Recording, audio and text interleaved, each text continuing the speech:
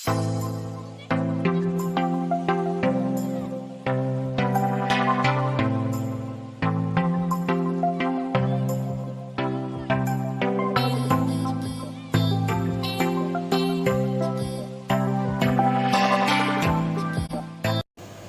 natin ngayon dito. Kung nakikita nyo maraming mga card. Then ito, binibilang namin ito dahil kailangan namin itong may total kung ilan ang dumating, kasi kung saan namin kasi nilalabahan yung mga bedsheet, yung mga towels na nilalagay sa room, may nagpipick up at dinideliver. So, kailangan namin bilangin pagka dumating yung mga bago na mga labahe, mga bagong bedsheet at mga towel, yung mga nilalagay sa room. Kailangan namin talaga bilangin yon dahil minsan dumarating na kulang, dumarating naman minsan na tama. Kaya namin binibilang dahil ang isang reason is siyempre kami na nagigipit sa trabaho. Kami nakakaroon ng problema dahil kulang-kulang ang mga bedsheet or mga towels. Yan ang pinaka-importante sa amin, yung mga towel And then yung mga punda ng unan, yun yung mga binibilang namin ng talaga dahil yun ang kulang every time na dinideliver sa amin o binabalik sa amin. Kaya ito naman ay every Monday, Wednesday, and Friday dinideliver sa amin. So, 3 times a week. Lalo't lalo na pagka Biyernes.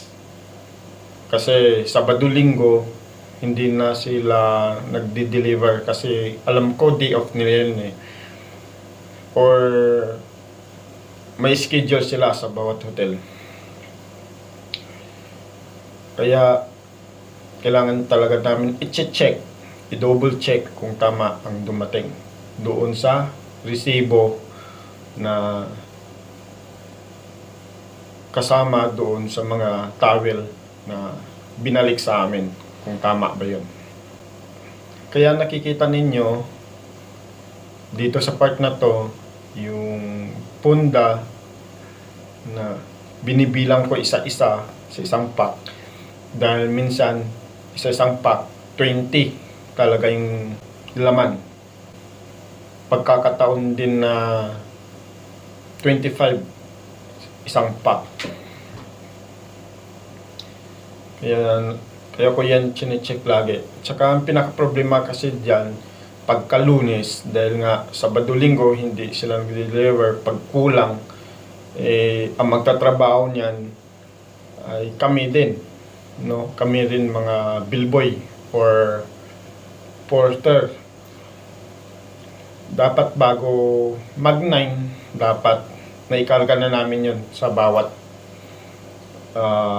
floor para pagdating ng housekeeping, bago sila magsimula, kumpleto na yung mga gamit nila, no, na ilalagay sa kwarto.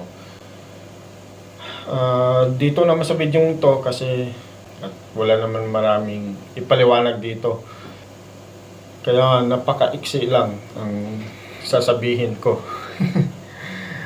So, ito naman ay uulitin ko lang, mga pinapakita ko itong trabaho na to para alam ninyo yung trabaho ng inyong magulang, inyong asawa o inyong anak na nagtatrabaho sa ibang bansa ay hindi ganoon kadali kumita ng pera para ipadala sa inyo. Okay, halimbawa 1,000 ang sweldo namin sa loob ng isang buwan. Ngayon, kung may bahay kami na inuupahan or share kami sa loob ng bahay, no, ng inuupahan.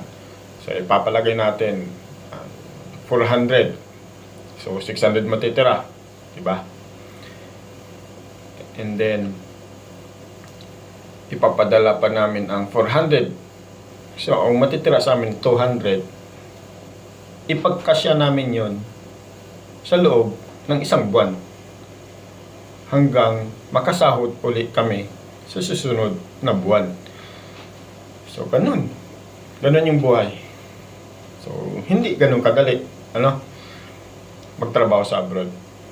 So kung yung mahal nyo sa buhay ay nasa abroad, sana wag natin kalimutan na kamustahin sila. Hindi yung pagka kailangan lang natin ng pera, saka tayo kukontak sa kanila o tatawagan sila o imi-message sila. O kailangan naman kahit papaano kinakamusta din naman natin sila para sa ganun yung pagod or stress medyo gumagaan kasi mayroong sa pamilya niya na kino-comfort siya, kinakamusta siya, diba? So at least nakakawala yung kanilang pagod, ang kanilang stress sa trabaho. Yan lang naman ang gusto kong sabihin. At kailangan ipagdarasal nyo rin kami na nandito kami sa abroad ay hindi rin ganun kadali ang aming buhay, no? Sakripisyo din. Mahal namin po kayo, ang aming mga pamilya, lalo ng pamilya ko na nasa Pilipinas. Thank you guys. Bye.